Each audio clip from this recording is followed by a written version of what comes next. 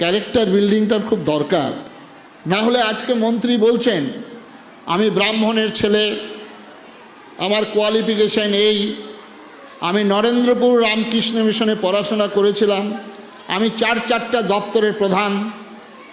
জজ সাহেবকে বলছে দয়া করে আমাকে জামিন দিন। কল্পনা করা যায়? তাহলে এই নরেন্দ্রপুর পড়াশোনার কি? আর এই সময় দাঁড়িয়ে আশীর্বাণী। আর বাংলার তো অবস্থা বুঝতেই পারছেন, ভয়াবহ দুর্দিন বাংলার। আজকে যারা অভিভাবক অভিভাবিকা এসছেন, বাংলা এবং বাংলার আমরা এবং বাঙালি বলে পরিচয় দিতে এখন লজ্জা হচ্ছে। যে বাংলার রবীন্দ্রনাথ, ঈশ্বরচন্দ্র বিদ্যাসাগর, বঙ্কিমচন্দ্র, নজরুল, স্বামী বিবেকানন্দ, প্রণবানন্দ যে বাংলায় জন্মগ্রহণ করেছেন, তাদের মনীষা আকাশ বাতাস মুখরিত হয়েছিল। আজকে সেই বাংলা মাথা নত হয়ে গেছে। আজকে যারা একটু শিক্ষার সঙ্গে যুক্ত আছেন, একবার ভাবুন, শিক্ষা জগতের যারা দপ্তরটাই জেলখানায়। চিন্তা করা যায় এতগুলি শিক্ষিত যুবক যারা কত কষ্ট করে পড়াশোনা করেছেন, দিনের পর দিন, মাসের পর মাস, বছরের পর বছর কেটে গেল,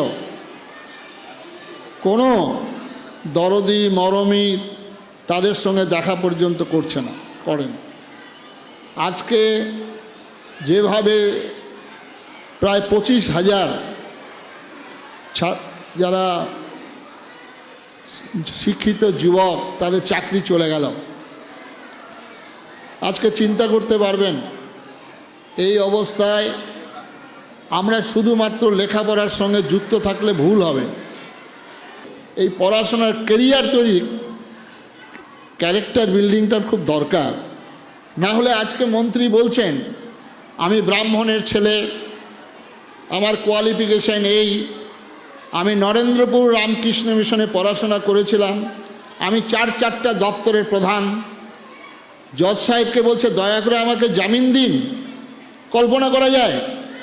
তাহলে এই নরেন্দ্রপুর পড়াশোনার কি মানে? এই এত কোয়ালিফিকেশান নেওয়ার কি মানে? যুক্তিকতা। সুতরাং খালি পড়াশোনা করলেই যে হবে তা নয়, পড়াশোনার সঙ্গে একটু চিন্তা করতে হবে মা বাবাকে। আপনারা আজকে চিন্তা করবেন, এত সংকটের মধ্যে গভীর। আমাদের তো আম্বানি, জানেন, আম্বানি একটা পেট্রোল পাম্পের কর্মচারী ছিল। সচিন তেন্ডুলকর ক্লাস 10 পর্যন্ত পড়েছেন। বহু মনীষী, আমাদের রানী রাসমণি পড়াশোনাই জানতেন না, ঠাকুর রামকৃষ্ণ কিছুই জানতেন না। সুতরাং এর সঙ্গে এটা কোনো সম্পর্ক নেই, মানুষ হওয়ার কথা। মহাভারতে দেখেছেন আপনারা, মহাভারতের প্রথম পর্ব কি হয়েছিল কে বলতে পারবেন? প্রথম পর্ব একটু দয়া করে বলুন তো, কে বলতে পারবেন? মহাভারতের প্রথম পর্ব কাকে দিয়ে শুরু হলো? ভীষ্ম পর্ব। কারণ ভীষ্ম ছিল তদানীন্তনকালের অভিভাবক। এই ভীষ্ম ছিল প্রাজ্ঞ, বয়োবৃদ্ধ, বিরাট যোদ্ধা, জ্ঞানী, কিন্তু তিনি তার যারা বংশধর তাদেরকে ঠিক মতো পালন করতে পারেননি। তাই ভগবান কৃষ্ণ মহাভারতের প্রথম ভীষ্ম পর্ব ভীষ্মকে বধ করেছিল। আজকে অভিভাবক অভিভাবিকা মহাভারত থেকে শিক্ষাটা নেবেন। তারপরেই বধ করা হয়েছিল কাকে জানেন? কোন পর্ব? দ্রোণাচার্য পর্ব।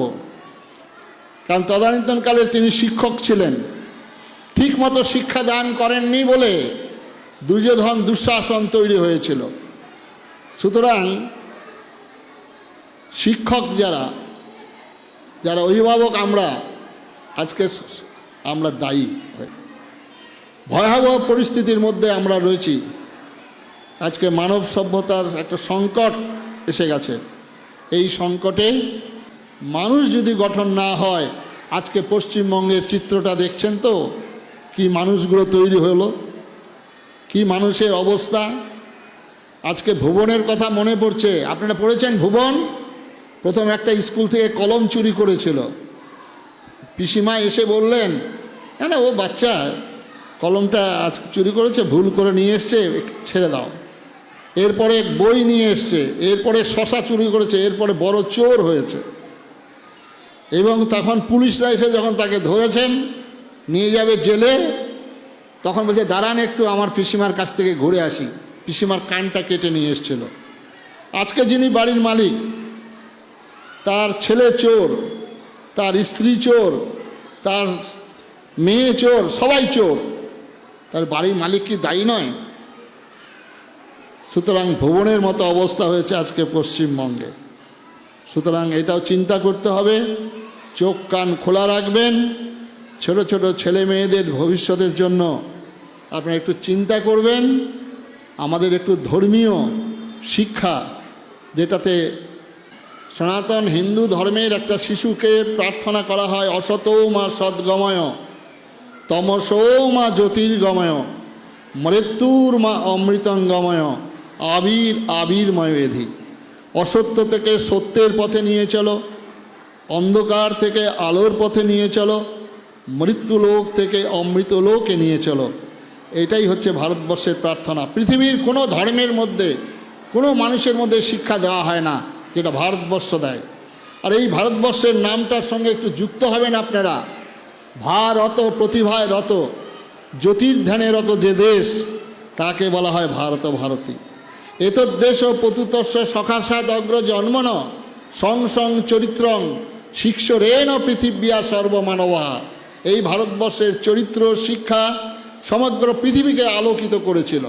সুতরাং ভারতবর্ষের এই যে সভ্যতা, ভারতবর্ষের এই সভ্যতার সঙ্গে পরিচয় হবেন, পরিচিত হবেন, ছেলে মেয়েদেরকে বলবেন পৃথিবীর কোথাও ঈশ্বরের জন্ম হয়নি, কোথাও বা জন্ম হয়েছে পয়গম্বর, কোথাও বা জন্ম হয়েছে ঈশ্বরের আদিষ্ট পুত্র, আর স্বয়ং ভগবান যুগে যুগে ভারতবর্ষের পুণ্যভূমিতে জন্মগ্রহণ করেছেন। আর এই ভগবানকে গর্বে ধারণ করেছেন আপনারা 10 মাস 10 দিন। তাই ধন্য, আপনাদের প্রণাম শ্রদ্ধা নিবেদন করে আমার বক্তব্য শেষ।